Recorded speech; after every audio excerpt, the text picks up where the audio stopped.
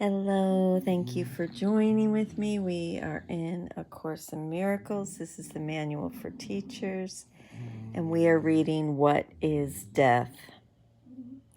Death is the central dream from which all illusions stem. Is it not madness to think of life as being born, aging, losing vitality, and dying in the end? We have asked this question before, but now we need to consider it more carefully. It is the one fixed, unchangeable belief of the world that all things in it are born only to die. It is regarded as the way of nature, not to be raised to question, but to be accepted as the natural law of life. The cyclical, the changing and unsure, the undependable and the unsteady, waxing and waning in a certain way upon a certain path.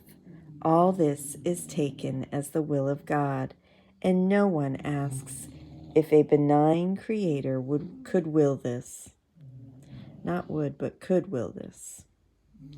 In this perception of the universe as God created it, it would be impossible to think of him as loving. For who has decreed that all things pass away, ending in dust and disappointment and despair, can but be feared. He holds your little life in his hand but by a thread, ready to break it off without regret or care, perhaps today. Or if he waits, yet is the ending certain. Who loves such a God knows not of love, because he is denied that life is real. Death has become life's symbol.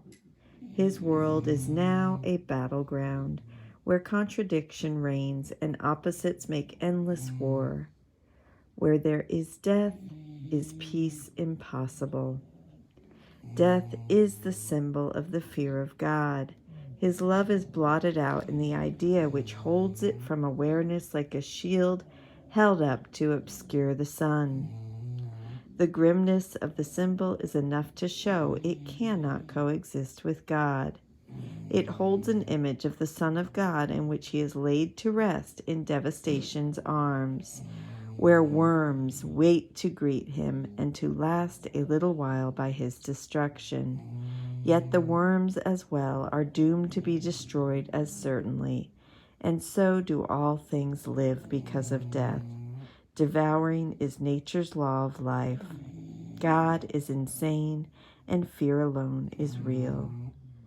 The curious belief that there is part of dying things that may go on apart from what will die does not proclaim a loving God, nor reestablish any grounds for trust. If death is real for anything, there is no life. Death denies life. But if there is reality in life, death is denied. No compromise in this is possible. There is either a God of fear or one of love. The world attempts 1,000 compromises and will attempt 1,000 more. Not one can be acceptable to God's teachers, because not one could be acceptable to God. He did not make death because he did not make fear. Both are equally meaningless to him. The reality of death is firmly rooted in the belief that God's Son is a body, and if God created bodies, death would indeed be real. But God would not be loving. There is no point at which the contrast between the perception of the real world and that of the world of illusions becomes more sharply evident. Death is indeed the death of God, if he is love.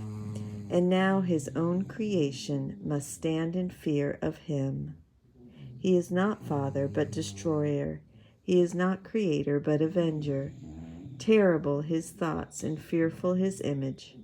To look on his creations is to die. And the last to be overcome will be death. Of course, without the idea of death, there is no world. All dreams will end with this one. This is salvation's final goal, the end of all illusions. And in death are all illusions born. What can be born of death and still have life? But what is born of God and still can die? The inconsistencies, the compromises, and the rituals the world fosters in its vain attempts to cling to death and yet to think love real are mindless magic, ineffectual and meaningless. God is, and in him all created things must be eternal. Do you not see that otherwise he has an opposite, and fear would be as real as love? Teacher of God, your one assignment could be stated thus: accept no compromise in which death plays a part. Do not believe in cruelty, nor let attack conceal the truth from you. What seems to die has but been misperceived and carried to illusion. Now it becomes your task to let the illusion be carried to the truth. Be steadfast but in this. Be not deceived by the reality of any changing form. Truth neither moves nor wavers nor sinks down to death and dissolution. And what is the end of death? Nothing but this: the realization that the Son of God is guiltless now and forever. Nothing but this. But do not let yourself forget it is not less than this. And so it is. I love this section. I work with hospice, and I work with end of life, and people don't understand how I can do that work, and this is how. I mean, there is no death, and that's truly what I have experienced in my life, and with those that have transitioned on from this world, and what I have experienced personally with my family through death, and I just don't. This is absolutely the truth, and I feel it.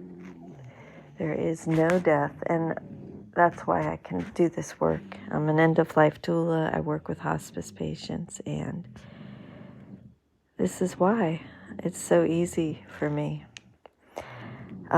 It's a beautiful gift. It's a beautiful opportunity to share love with another person, so I'm very grateful.